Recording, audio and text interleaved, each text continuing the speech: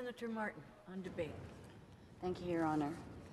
Honourable Senators, I rise also today to speak at second reading of Bill C-45, an act respecting cannabis and to amend the Controlled Drugs and Substances Act, the Criminal Code and other acts. So much has been said already, and like Senator Andrzejczyk, I chose to highlight a few additional points that I felt were not as fully discussed. But I want to first commend both the sponsor, our critic, Senator Carignan, the committees that are currently looking at portions of this very important bill for our chamber, and all the senators and their staff who have supported the research, the drafting, and other work that we do every day, including my own.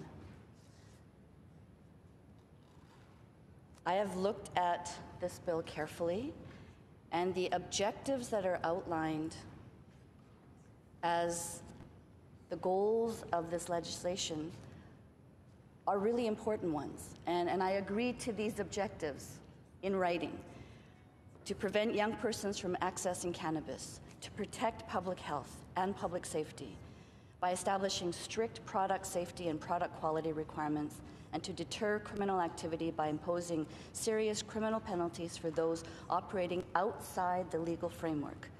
The Act is also intended to reduce the burden on the criminal justice system in relation to cannabis. That I am fully aware of as a former educator.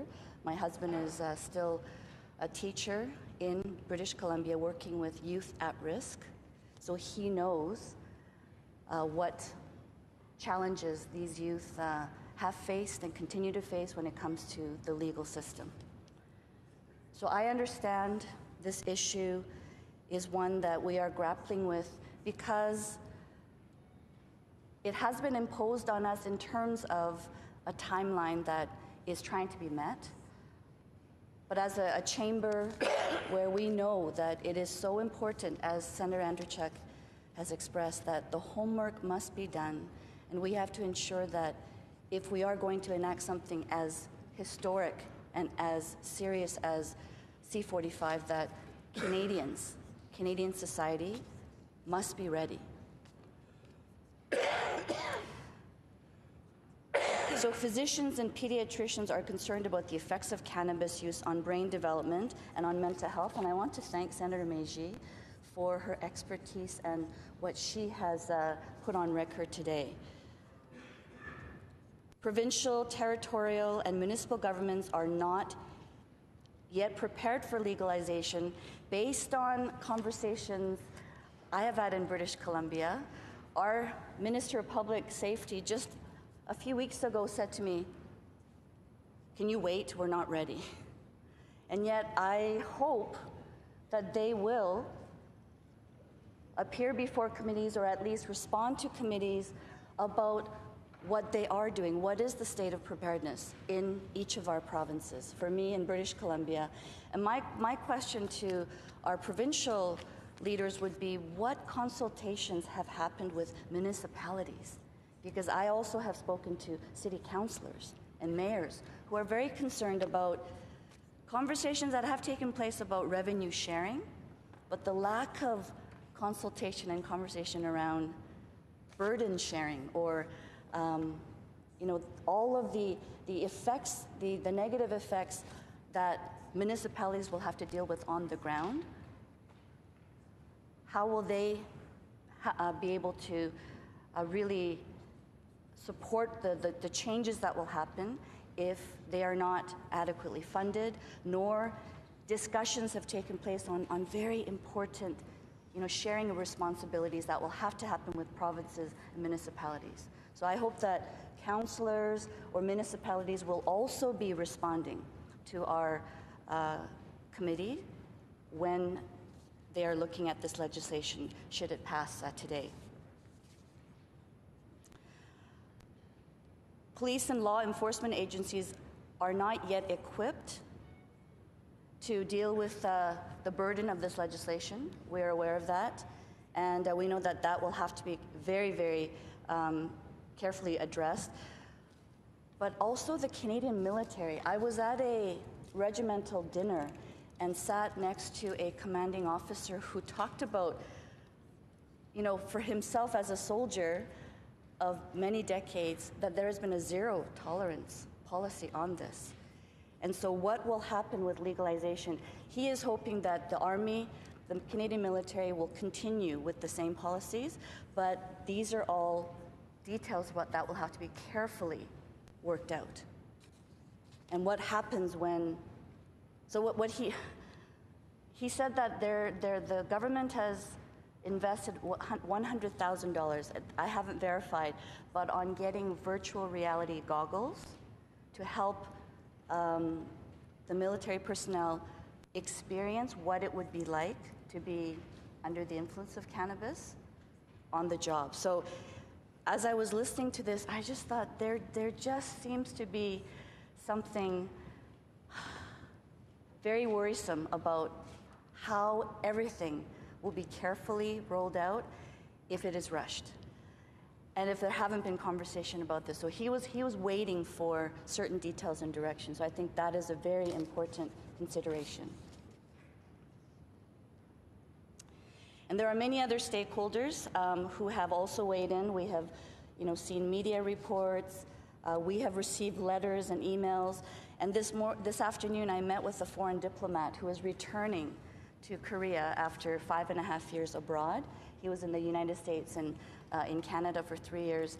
And he was worried about Korean nationals coming to Canada and Canadians visiting or working and living in Korea because of the laws of Korea that will have marijuana as an illegal substance.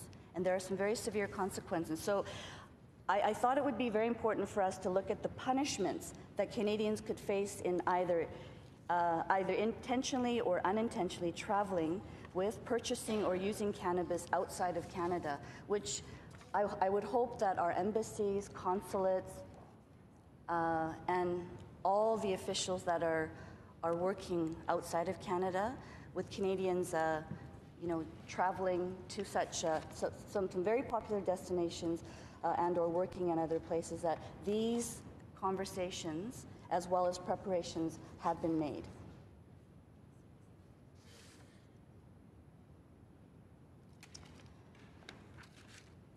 So in 2017, a report entitled "Cannabis Legislation in Europe" was published by the European Monitoring Center for Drugs and Drug Addiction, discussing cannabis in a European Union context. And according to the report, possession of cannabis for personal use can lead to incarceration in the UK, France, Germany, among many other European Union countries, even in the more liberal-leaning Scandinavian EU members, including Sweden, Norway, and Finland. The penalties for possession of cannabis for personal use include incarceration.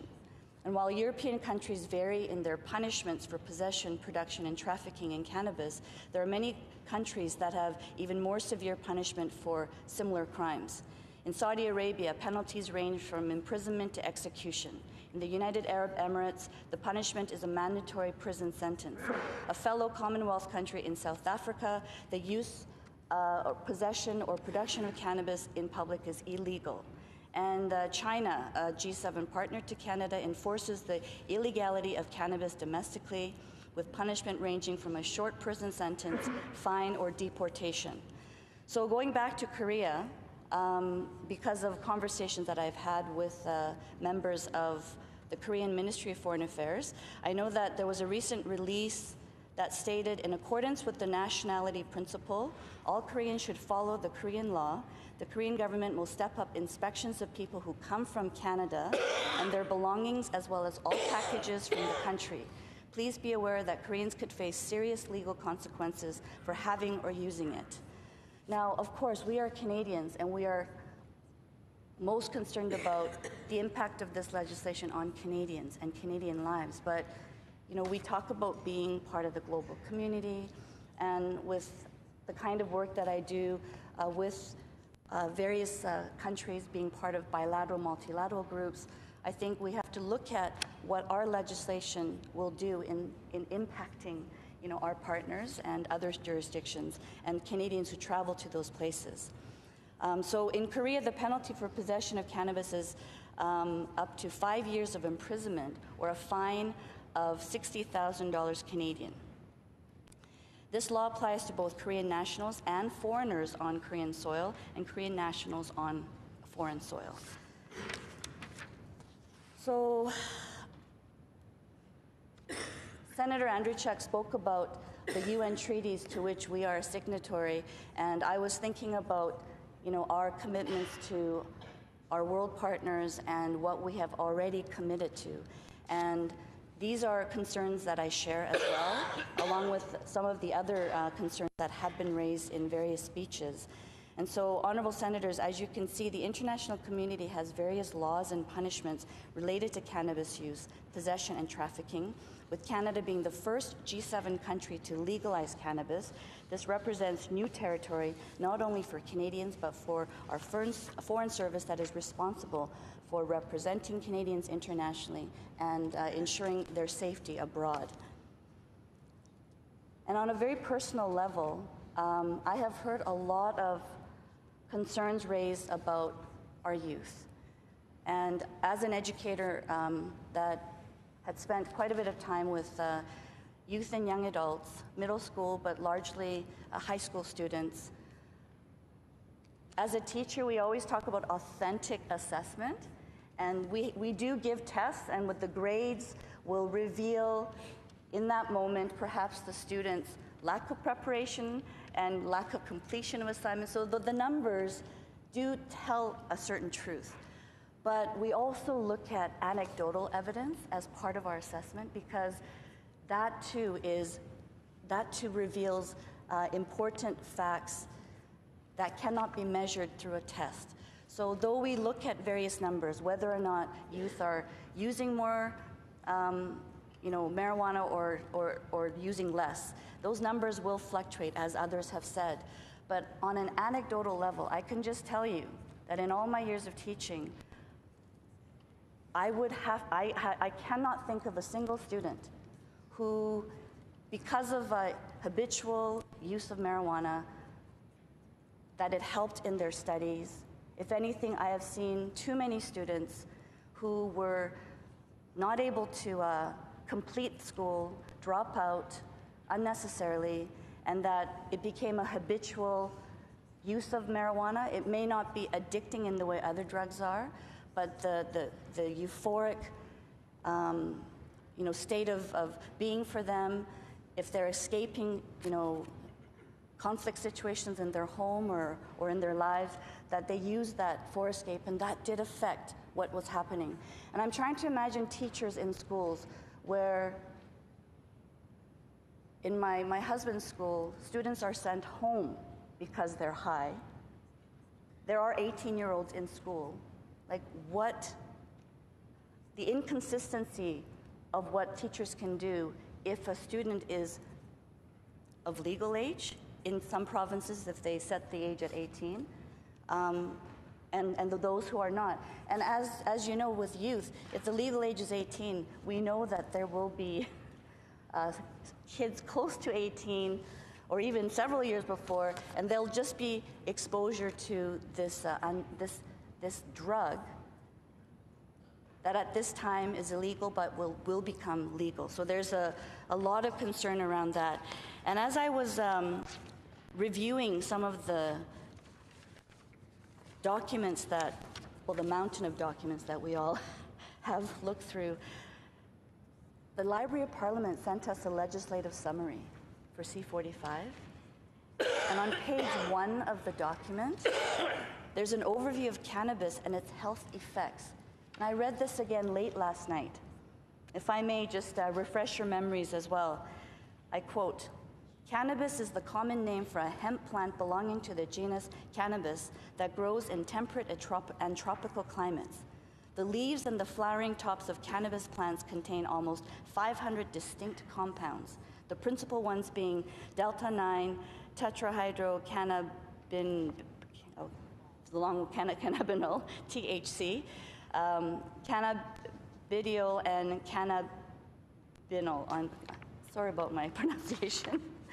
Of these compounds, THC is responsible for many, if not most, of the euphoric and addictive effects of cannabis. According to the World Health Organization, cannabis use can have both short and long-term effects. In the short term, cannabis use can impair cognitive functioning and motor coordination, which can interfere with... Is it agreeable, honourable senators? 5 more minutes. Which can interfere with driving and increase the risk for injuries. More generally, a minority of first-time users may experience anxiety and psychotic symptoms. Acute exposure may also lead to heart attack and stroke in some at-risk individuals. Long-term use can result in cannabis abuse or dependence in approximately 9% of regular users. However, this risk increases to 16% among individuals who would begin using cannabis in adolescence. With respect to cognitive function, individuals who initiate cannabis use in adolescence may also experience more lasting impairments to memory, concentration, and other cognitive functions. In addition, maternal use during pregnancy has been shown to affect the development of children's cognitive functioning, behavior, substance abuse, and mental health. Finally, long-term cannabis use may also play a role in the development of a broad range of other health conditions, such as mental illness, respiratory diseases, cancer, and cardiovascular disease. However, there is limited or inconclusive evidence in these areas.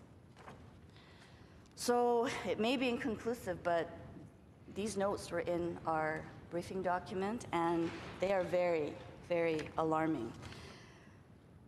I know we are all very proud to be Canadian and proud of our record of excellence on the world stage.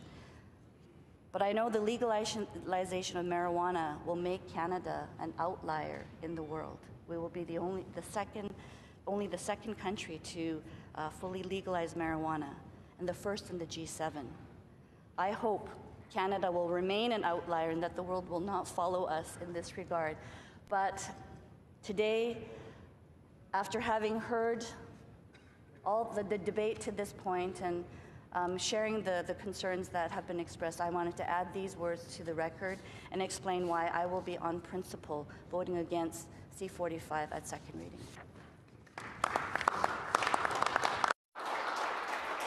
Do you have a question, Senator Rain? Honourable Senator, take a question. Senator Martin, would you take a question? Senator Rain. Thank you. I hadn't thought before I heard your speech about all the impacts it will have with our relationship with so many countries that have chosen to take a completely different approach to marijuana. And having been the Chancellor of the Thompson Rivers University in Kamloops, where we have a very active program in bringing in foreign students as part of our university population, has there been any study, have you seen anything on the unintended consequences that this policy would have on the recruitment of foreign students to augment the experience at Canadian universities? No, that's a very good question. I haven't seen any studies related to this, but when I met with the foreign diplomat this afternoon and we were talking about Koreans visiting Canada and Canadians going to Korea, he did express great concern. And, you know, it's an illicit drug, it's illegal in Korea, and there's some very severe penalties as I outlined. And so the Foreign Affairs Ministry has added this warning to all Koreans traveling to Canada and Canadians going to Korea. So I think that our neighbors, our partners around the world, watching this carefully, they will have to issue such statements, I would think, and look at this carefully. And it will, I think students coming to Canada, they will have to remember the jurisdiction into which they will return. And these are all very serious considerations that we should be making.